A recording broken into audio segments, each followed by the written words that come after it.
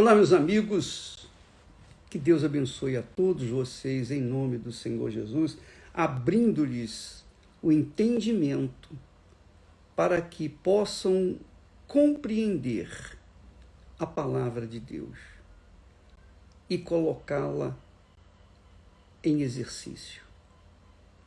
Esse é o segredo da fé. O segredo da fé não é só você tomar conhecimento da palavra de Deus, conhecer a Bíblia de ponta a ponta. Há pessoas que pensam que pelo conhecimento extenso da Bíblia, elas estão justificadas diante de Deus. Não, não necessariamente.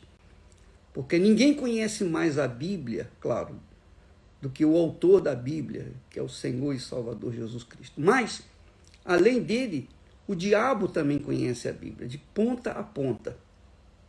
Quando ele tentou Jesus, ele usou a palavra de Deus. Então, o simples conhecimento, a informação que a pessoa reúne da palavra de Deus, não significa que ela é salva sequer. Não significa que ela é de Deus. Não significa que ela é uma pessoa ungida, não.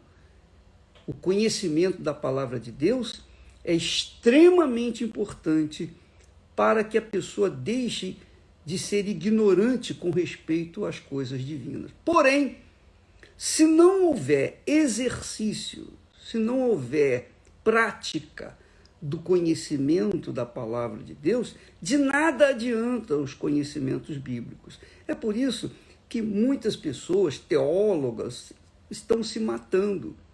Muitos teólogos que reúnem conhecimentos extensos da Bíblia estão se matando.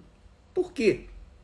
Conhecem a Bíblia, mas por que se mataram? Porque conheciam a palavra e porque não tinham o espírito da palavra, conheciam a letra e porque não tinham o espírito da letra, da palavra, elas não eram de Deus. E o que nós vemos aqui em Davi, o rei Davi, que é um exemplo clássico da humanidade em geral, porque toda a humanidade é pecadora, toda a humanidade peca, todos os seres humanos cometem os seus erros, seus pecados, suas falhas, todos nós, não há exceção. Não existe ninguém perfeitamente santo, puro, que não tenha cometido qualquer deslize. O que faz a diferença, aí é que você tem que entender, o que faz a diferença é o comportamento de cada pessoa que diz que crê em Deus. Por exemplo, Davi, como o rei ungido, ele caiu feio mesmo. Mas ele pôde se erguer, se levantar, quer dizer, porque ele ouviu a voz do Espírito Santo.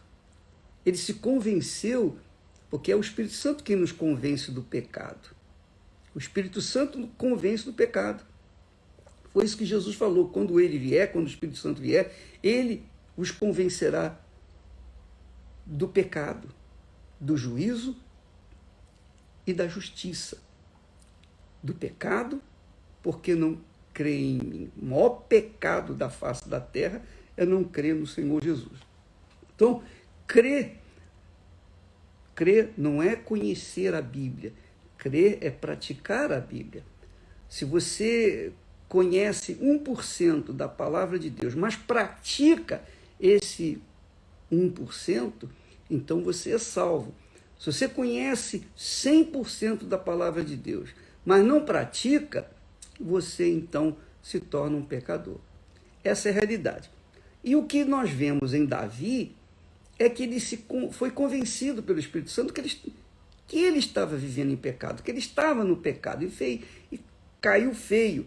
Mas a grandeza de Davi foi a sua humildade. Sim, foi a sua humildade. Ele ouviu a voz de Deus, ele ouviu a voz do Espírito Santo que dizia: olha, você fez o que é errado, rapaz. Você fez isso, fez aquilo. E Davi, então, imediatamente confessou, concordou com o profeta Natã, quando apontou os pecados dele. Ele disse: realmente, eu sou pecador, eu caí em tentação, eu sou esse homem que o Senhor está falando. Então, Davi entra naquele processo de conversão, digamos assim, processo de arrependimento. Como nós falamos da vez passada, arrependimento não é remorso. Remorso é um sentimento. Arrependimento é uma atitude. Não adianta a pessoa ficar com remorso de ter feito uma coisa errada. Isso não resolve. O que resolve é o arrependimento. Então, arrependimento é uma atitude. Primeiro você vê o pecado, reconhece que é pecador. Você vê, olha, isso aí é pecado, eu fiz o que não deveria ter sido feito. Então você deixa o pecado, você odeia o pecado, você abandona o pecado, você vira as costas para o pecado. E isso que se chama arrependimento. Então, Davi, nessa oração do Salmo 51, mostra sincero arrependimento. Ele mostra sincero arrependimento. E ele diz, nós falamos na semana passada, torna a dar-me a alegria da tua salvação. Quer dizer, ele não poderia ter a alegria da salvação enquanto o pecado perdurasse, mas continuasse na sua consciência. E então, ele diz assim no versículo 13, então ensinarei aos transgressores os teus caminhos e os pecadores a ti se converterão. Quer dizer, o que nós estamos aprendendo durante esses dias todos, no Salmo 51, Davi está ensinando para a gente, está ensinando para todos nós, como é que é se voltar para Deus. O que significa arrependimento. Então tem que haver confissão, tem que haver sinceridade, tem que haver pureza na confissão, honestidade, para que então essa experiência que ele teve de queda e de resgate, ele pudesse transferir para outras pessoas. Foi o que aconteceu.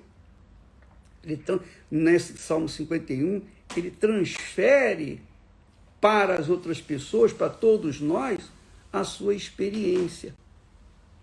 Isso é extremamente glorioso, porque ele diz, dá-me a alegria da tua salvação, sustenta-me com um espírito voluntário, e então ensinarei aos transgressores, que é o que ele está fazendo no Salmo 51, que está registrado, ele ensina a gente se converter. É digamos, uma experiência pessoal que ele teve com Deus. Então Deus permitiu tudo isso para deixar registrado para todos os que caíram, todos os que fracassaram, todos os que se prostraram diante do pecado, possam também se voltar para ele. Portanto, se você é essa criatura, se você é uma dessas criaturas que está a ouvir essa mensagem do Salmo 51 e deseja realmente se voltar para Deus, Deus está pronto para ouvir o seu clamor. Mas você tem que manifestar esse mesmo espírito de Davi, essa espontaneidade, essa entrega, sinceridade, pureza. É isso que Deus quer. Quando você faz isso, você está manifestando a fé verdadeira, a fé que salva, a fé que transforma a pessoa. Porque é assim que funciona a fé. Você manifesta a fé em Deus, então a graça de Deus vem ao encontro, receber essa fé e fazer você perdoado, limpo, e então poder seguir a sua vida com a consciência limpa. Então ensinarei aos transgressores. então ensinarei aos transgressores os teus caminhos. Quer dizer, eu posso falar, Davi estava dizendo assim, eu posso falar para vocês o que é cair. Olha, eu caí feio, muito feio, mas olha, graças a Deus eu fui restaurado. Aí ele diz assim no Salmo, no versículo 14, livra-me, agora ele está orando para o futuro, livra-me dos crimes de sangue, ó Deus, Deus da minha salvação. Quer dizer, ele está falando daqui para frente, porque ele já estava perdoado. Agora ele estava orando, ó meu Deus, livra-me dos crimes de tentação, os crimes de sangue. É o que Jesus ensina para a gente. Jesus ensina na oração do Pai Nosso justamente isso. Ele diz assim, ensinando a oração do Pai Nosso, ele diz assim, perdoa os nossos pecadores como nós os perdoamos. Perdoa os nossos devedores como nós os perdoamos. Quer dizer, está se blindando de pecados passados e também presentes e também futuros, quer dizer, se guardando, se protegendo. Eu disse para os pastores, os bispos, quando reunimos-nos lá na Jordânia, no Val de Jaboque, eu disse para eles, se vocês aprenderem a orar o Pai Nosso, vocês vão ter o pão nosso com garantia. O pão nosso de cada dia com garantia. Orem o Pai Nosso e o pão nosso virá para você. Todas as suas necessidades. Então, essa é uma prática que eu faço há anos. Eu oro o Pai Nosso não como uma reza, como uma repetição, mas eu oro o Pai Nosso elevando o meu espírito, meu pensamento, meu ser, meu coração, naquelas palavras que Jesus ensina na oração do Pai Nosso. Então aqui Davi também faz isso. Livra-me dos crimes de sangue. Quer dizer, ele estava restaurado, resgatado, agora ele vai continuar reinando. E ele não quer cometer crimes de sangue. Não quer cometer crimes de sangue. E aí ele diz assim, livra-me dos crimes de sangue, ó Deus, Deus da minha salvação. Quer dizer, já estava salvo. E a minha língua louvará altamente a tua justiça. Que maravilha, né?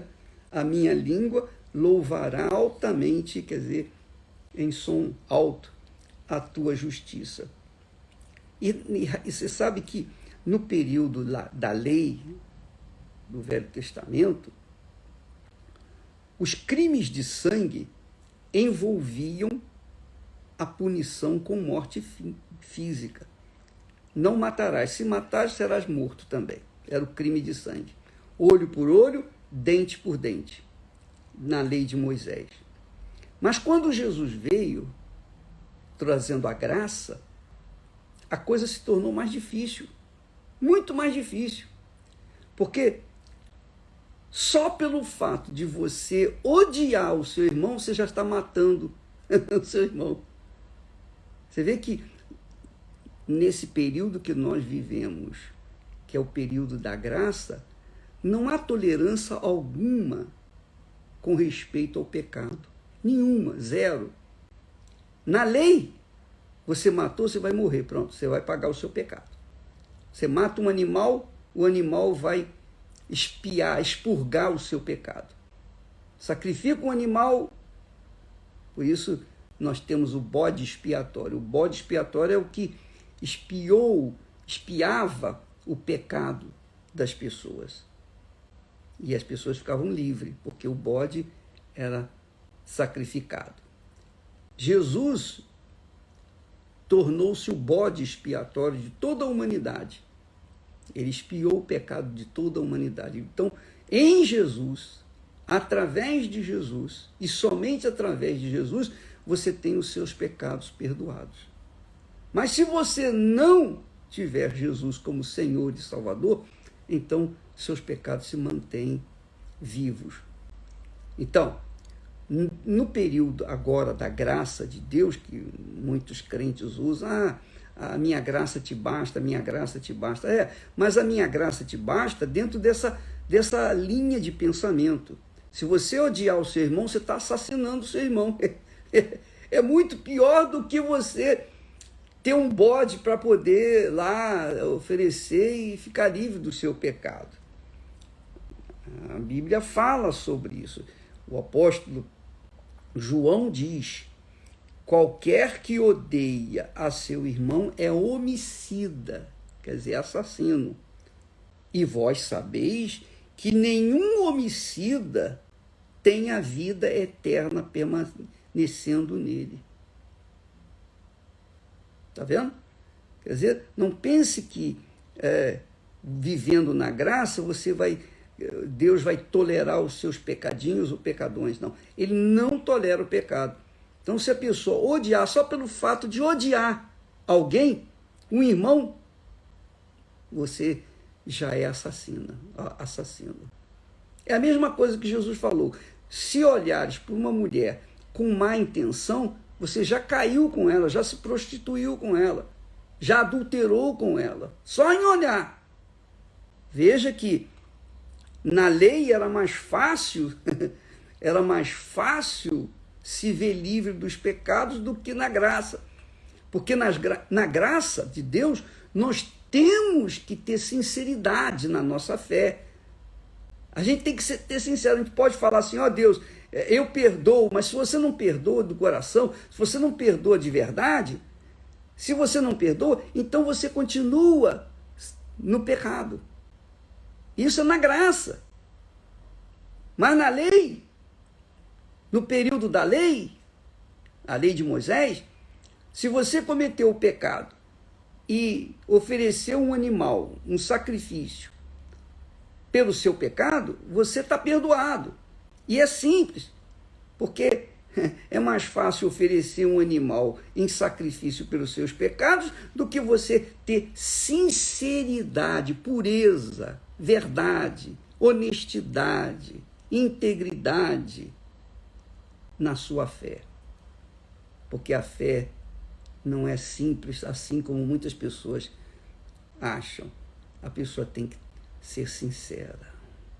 E a coisa mais difícil que existe dentro das igrejas, especialmente as igrejas evangélicas, é a sinceridade.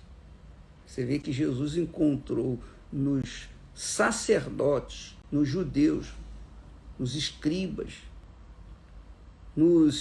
naqueles que viviam, trabalhavam para Deus no templo, ele encontrou o quê?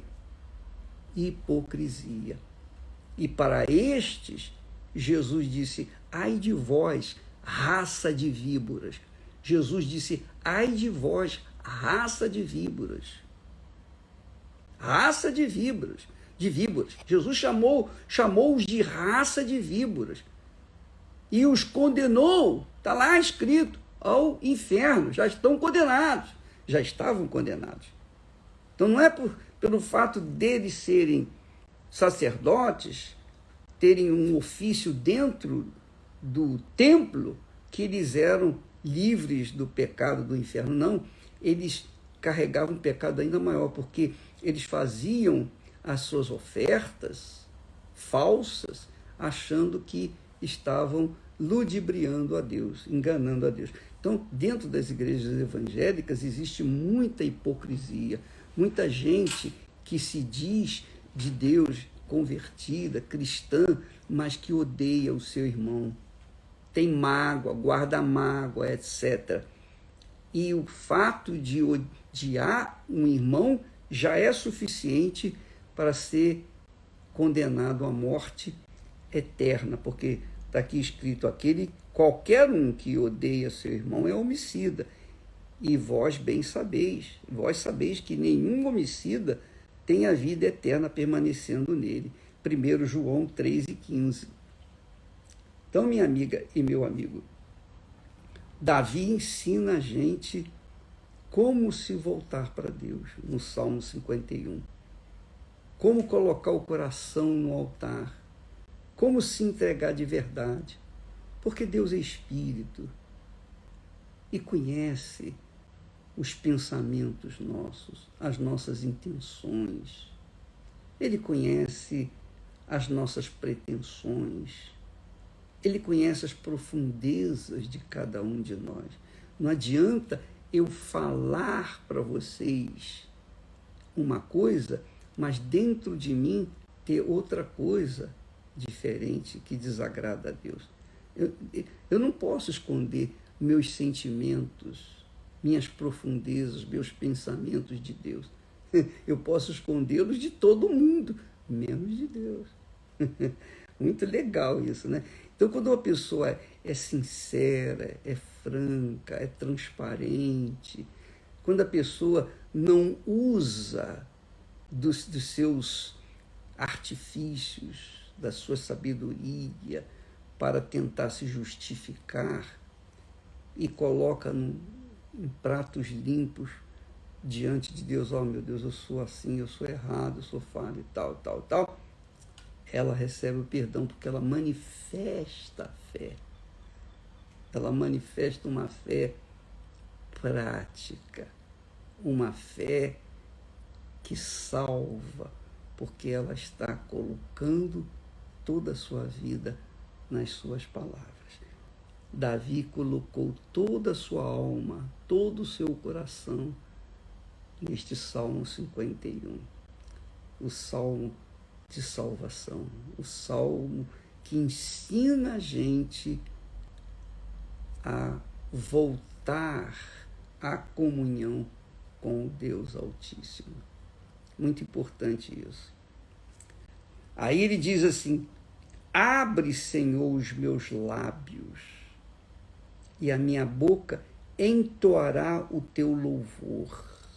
Abre os meus lábios, conduz os meus lábios. Os meus pensamentos, obviamente, está indiretamente ligado aqui. Abre, Senhor, os meus lábios, e a minha boca entoará o teu louvor. Pois não desejas sacrifícios, senão eu os daria. Davi era rico, era rei. Ele tinha todos os animais à sua disposição. Então ele podia oferecer todos os animais que quisesse para Deus e ficaria livre do seu pecado. Mas não. Nenhum animal poderia ou teria a sua morte, o seu sacrifício eficiente, eficaz para pagar o pecado de Davi, porque o pecado dele estava dentro da sua alma, dentro do seu coração. Então ele tinha que expor o seu pecado diante de Deus, falar, oh, realmente eu fiz isso, eu fiz aquilo. E Deus viu a sinceridade de Davi. O que acontece no nosso meio, por exemplo, muitos pastores saem, muitos obreiros, muitos membros, muitos bispos, esposas, etc., saem porque estiveram conosco, mas não estavam conosco. Eles estavam apenas presentes fisicamente, mas espiritualmente eles estavam vivendo no mundo. E quando se manifestaram no pecado, eles não reconheceram. Eles se mantiveram, defenderam o seu pecado, defenderam com unhas e dentes, tentando se justificar. E como a gente sabe que quando a pessoa está no pecado, ela tem a consciência manchada e ela não tem mais espírito para passar para o povo. O povo precisa de espírito, a pessoa tem que passar espírito, muito mais do que palavras, muito mais do que ensinamentos. Se eu passo apenas palavras, letras para as pessoas, é porque eu não estou fazendo o meu trabalho de verdade. Eu tenho que passar espírito. O espírito que Deus me tem dado é o que nós temos passado, procurado passar para as pessoas. Então, Deus não queria o sacrifício de animais, Deus queria o sacrifício do coração dele. Então, esse jejum do coração faz a gente se autoavaliar e verificar se realmente estamos de acordo se o nosso coração está submisso, é humilde, segundo a palavra de Deus, submisso a Deus. E é isso que tem que acontecer. Se há pessoas que perguntam, bispo, mas eu queria saber como é que entrega o coração. O que é que você mais gosta na sua vida? Onde é que o seu coração mais está fixado? No namorado, na namorada, no noivo, na noiva, no casamento, nos seus projetos pessoais, nos seus sonhos pessoais? Então isso você tem que colocar no altar. Esse é o seu coração. Porque onde estiver o seu tesouro, aí estará o seu coração. Foi o que Jesus falou e ensina. Então, se você tem o seu coração no seu noivo, na sua noiva, na sua da reputação, você tem o seu coração na sua vaidade, o seu coração nas coisas desse mundo, então você tem que colocar no altar, porque você ainda não conhece Jesus. Não conhece Jesus. Você pode até ter ouvido falar dele, reunir vasto conhecimento a respeito da história dele, mas não o conhece pessoalmente. E isso só é possível quando a pessoa recebe o Espírito Santo. Só quando ela tem o Espírito Santo é que ela apresenta a Deus um coração sincero, puro, verdadeiro. Porque então o coração dela é humilde, submisso ao próprio Deus, como foi o caso de Davi. Então ele diz: pois não desejas sacrifícios, senão eu te os daria. Tu não te deleitas em holocaustos. Nós vamos falar isso amanhã, porque o nosso tempo aqui já está se esgotando, tá bom? Que Deus abençoe a todos. Aliás, não se esqueça, dia 22, nós estaremos lá no Monte Hermon. Eu estarei pessoalmente com outros colegas meus no Monte Hermon, orando para aqueles que querem receber o Espírito Santo. Nós vamos transmitir essa oração, esse clamor do Monte Hermon para todas as pessoas que desejam viver uma vida de acordo com Deus, que querem submeter o coração, a sua vida, o seu futuro, quer comprometer, pessoas que querem comprometer todo o seu futuro, colocando suas vidas no altar, Monte da Transfiguração, o Monte Hermon. Nós estaremos lá. Vai ser o dia da purificação. Vocês todos serão purificados com hisopo. Hisopo. Vocês serão purificados nesse dia, em qualquer igreja universal do Reino de Deus. Conforme Davi fala com hisopo. Purifica-me com hisopo.